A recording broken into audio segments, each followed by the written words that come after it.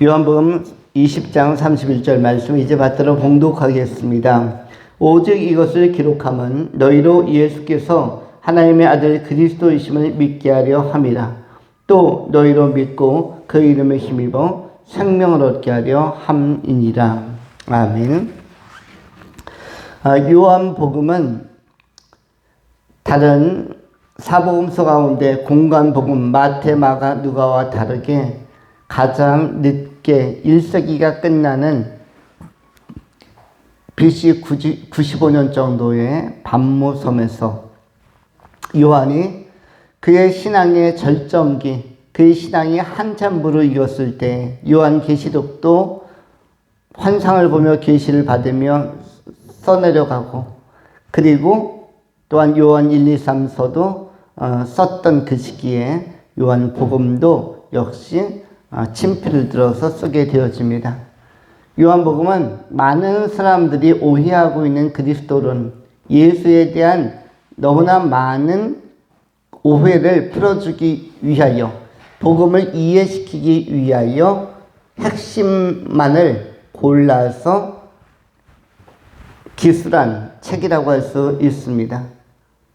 그러므로 마태, 마가, 누가의 완성본이자 복음의 완성판이라고 할 수 있는 것이 요한복음인 것입니다.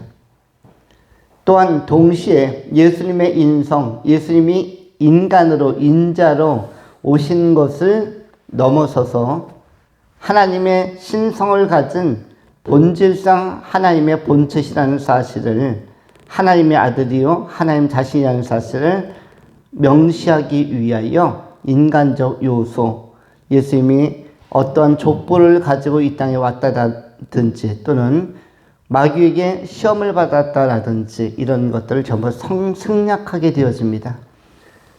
하나님으로서, 하나님의 아들로서 말씀이 육신이 되어 바로 이 땅에 오셨음을 명시하고 있습니다. 그러면서 동시에 많은 당대 유대인들을 포함한 제자들과 그리고 소아시아의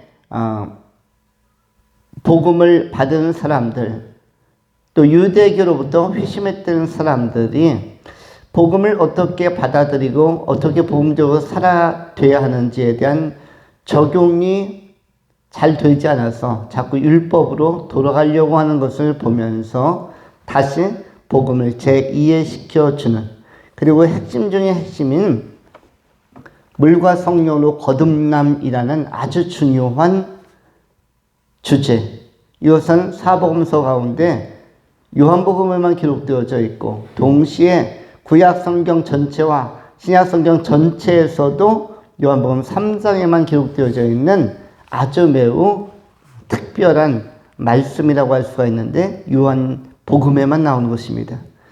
요한의 안목, 요한의 시각, 요한의 신앙적 핵심 사상 가운데 성령으로 거듭남은 너무너무나 중요하다. 성령을 요한복음 3장부터 제시하는 것은 성령의 사역이 인간이 거듭나고 인간이 구원을 얻는데 얼마나 중요한지를 알려주는 그러한 귀한 말씀이요 자료라고 할 수가 있습니다.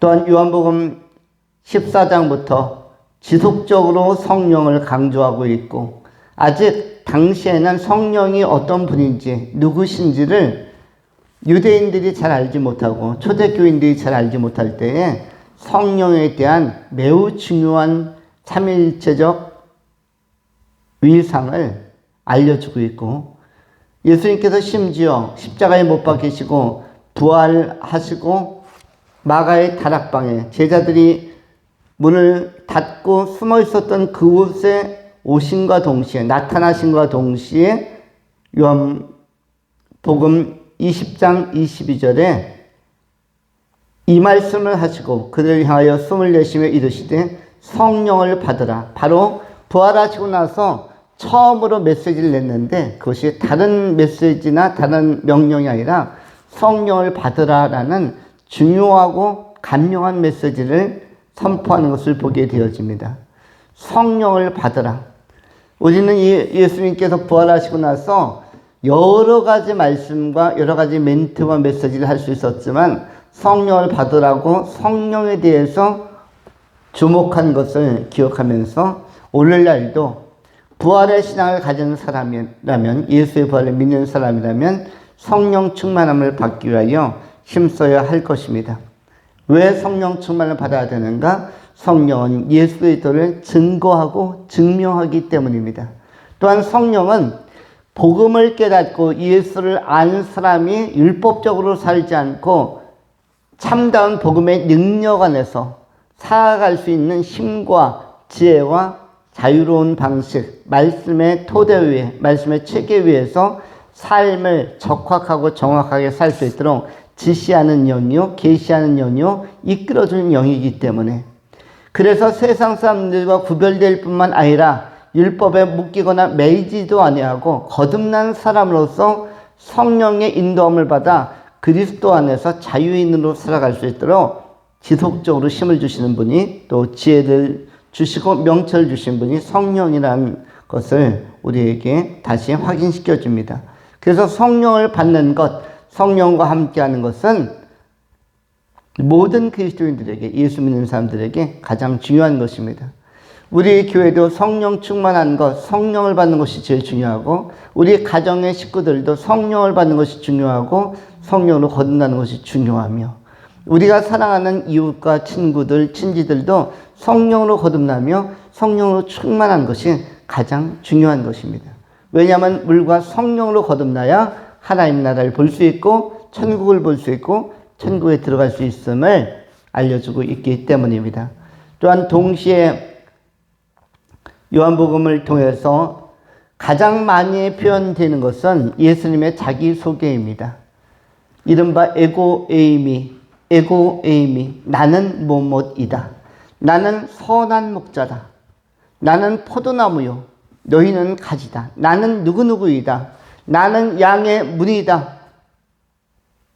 나는 살아계신 하나님의 아들이다. 에고에이미, 나에 대해서 선언하는데, 자기 자신을 그렇게 힘있게 강조하고 선언한 분은 역사에 없습니다.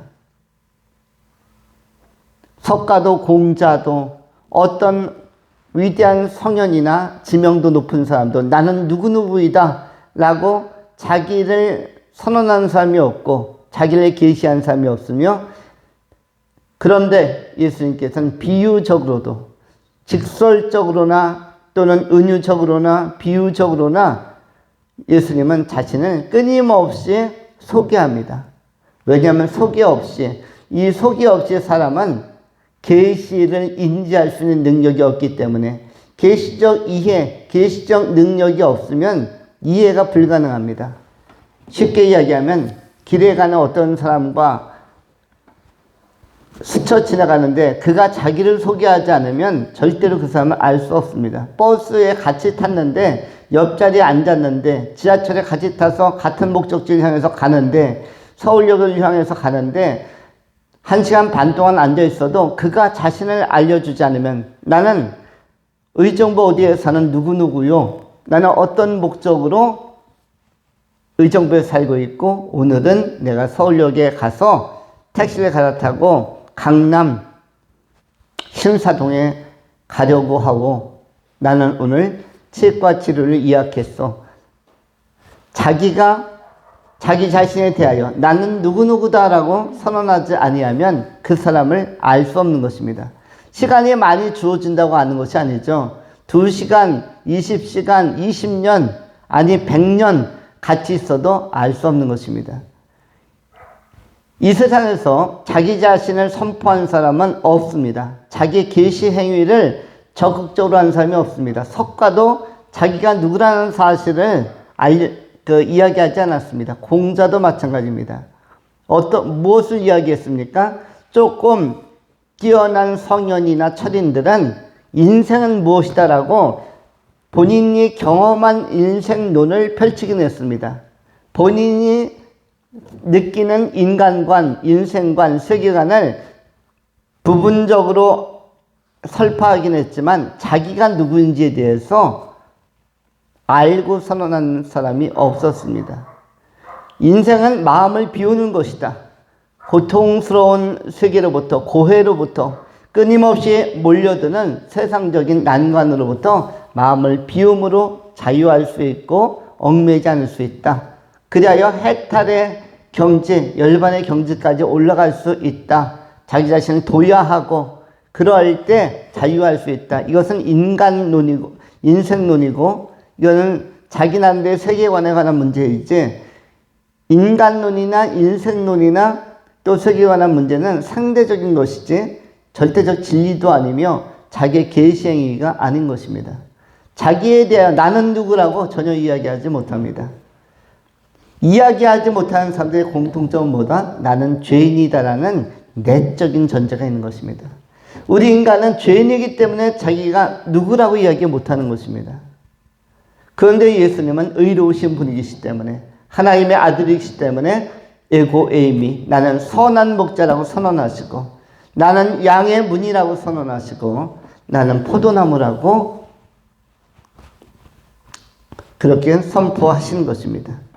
예수님만이 유일한 메시아, 유일한 그리스도, 하나님의 아들이라는 사실을 우리가 믿고 예수 믿음으로 우리가 생명을 얻는 이런 소망을 가져야 할 것입니다. 오늘 본문 말씀 31절에도 오직 이것을 기록하면 요한 복음을 통해서 하나님의 진리의 말씀을 하나하나 섬세하게 기록한 것은 너희들로 예수께서 하나님의 아들 그리스도이심을 믿게 하려 함이요 또 너희로 믿고 그 이름을 힘입어 생명을 얻게 하려 함이니라. 이 복음을 잘 읽고 듣고 깨닫고 생명을 얻을 수 있도록 글을 쓰고 있다라고 요한이 수레하고 있는 것입니다. 우리가 예수를 온전히 믿고 말씀을 통해 깨닫고 생명을 얻는 사망에서 생명으로 죽음에서 부활로 옮겨지는 큰 은혜를 경험할 수 있기를 축원합니다. 아멘. 두 번째로 부활에 관한 것입니다. 첫 번째는 예수님의 자기 선포 행위, 자기 계시 행위였는데 두 번째는 이 부활에 관한 것입니다. 부활이라는 것은 생명으로 나아가는 아주 중요한 사건, 그런 생명으로 나가는 과정에서 도정에서 매우 중요한 의미를 갖는 것입니다. 헬라어로 아나스타시스, 부활하면 아나스타시스, 죽음에서 다시 사는 것, 사망으로부터 다시 생명을 회복하는 것, 아나스타시스, 하나님의 통치 안으로 들어가는 것. 부활한 사람들의 특성은 하나님의 적극적 통치 행위 안으로 들어갑니다. 하나님의 적극적 통치 행위로 들어간다는 것은 하나님의 백성, 하나님의 시민, 또 하나님의 자녀가 된다는 것을 의미합니다. 요한계시록적 표현으로는 예수 그리스도의 신부가, 영적 신부가 된다는 것을 의미하고 어린 양의 혼인잔치에 참여한다는 것을 의미합니다. 이 세상에서 삶을 살아보는 사람들은 리더의 중요성을 깨닫게 되어집니다. 유치원이든 초등학교든 학교를 들어가면 누가 제일 중요하냐면 담임 선생님이 중요합니다. 어떤 선생님을 만나는가. 또 교장 선생님, 어떠한 교장 선생님, 얼마나 교육적으로 바른 올바른 교육관을 가진 분이 학교를 이끄는가를 중요하게 생각하고 초중고 대 학교를 다니면서 지도 교수님이든 또 담임 선생님이든 선생님을 잘 만나는 것, 교과 선생님이든 잘 만나는 것이 중요합니다. 이거는 학원도 물론 마찬가지일 것입니다. 그래서 서울 강남의 대치동 같은 경우에는 굉장히 많은 학생들이 몰려들고 있습니다. 과목별로 수십만 원, 어떤 과목은 100만 원씩을 납부하면서 그 강의를 들으려고 많은 학생들이 줄 서 있고, 그리고 또 그 학원에 TO가 안 나면 대기했다가 순번을 기다려서 학원에 등록을 해야만 합니다. 왜 그렇습니까? 무엇 때문입니까? 좋은 선생님을 만나기 위해서입니다. 좋은 지도자, 좋은 리더를 만나기 위해서입니다. 이 땅 속에서도 때로는 국회의원을 뽑아보기도 하고 선거제도를 통해서 서울시장이나 경기도지사를 뽑아보기도 하고 리더를 선출하는 선거제도와 방식들이 있습니다. 리더 중에 가장 위력 있는 리더는 대한민국에서는 대통령이라고 할 수가 있습니다. 근데 여러분, 우리나라 대통령 가운데 여러 대통령들, 10여 명의 대통령이 있었지만 여러분의 마음을 시원케 하는 대통령은 지금까지 없었을 것입니다. 대한민국에 태어난 모든 사람들의 마음을 시원케 하는 대통령이 지금까지 있었는가? 없었을 것입니다. 그렇다면 앞으로도 또 있을 것인가? 없을 것입니다. 어떤 확신을 가지고 있습니까? 향후에도 여러분의 마음을 시원케 하거나 만족하게 하거나 흡족하게 하는 이 대한민국을 정말 잘 다스릴 수 있는 왕이나 지도자나 대통령은 나오지 않을 것이다 라는 무엇이 있습니까? 굳센 확신과 굳센 신념이 있습니다. 그렇다면 왕이나 지도자가 얼마나 중요한 것인가? 그러면서도 차선이지만 그래도 나은 사람을 뽑으려고 선거 때마다 신중에 신중을 기합니다. 얼마나 신중을 기하는가? 굉장히 많은 사람들이 관심을 가지고 이 선거를 지켜봅니다. 오늘 저는 의정부에 잠깐 갔었는데 한 차량이 굉장히 젊은이들이 타가지고 한 대통령 기호 4번을 외치기 시작했어요. 기호 4번이 누군가 보니까 이준석이라고 하더라고요. 이준석. 이준석이 아직도 살아있나? 정계 은퇴하지 않았나? 정계 은퇴한 걸로 알고 있었는데 기호 4번 이준석. 젊은이들이 한 30 정도 된 젊은이들이 힘있게 두세 명이 뭘 외치고 있었어요. 그래서 이준석이라는 정치 지도자가 아직도 살아있었나? 아마 한국 정계에서 사라지지 않았을까? 이렇게 생각이 들었는데 주변에 있는 동료분들이 그러더라고요. 이준석 아직 살아있습니다. 살아있습니다. 그러면서 무시할 사람은 아닙니다. 그래서 저는 이미 무시해도 되는 사람으로 알고 있었는데 그런데 그도 뭔가 할 수 있는 사람이 맞습니까? 했더니 저한테 옆에 있는 그 지인이 이렇게 얘기했습니다. 10년 후에 이준석은 대통령 한번 할 수도 있을 겁니다. 라고 긍정적으로 이야기를 했어요.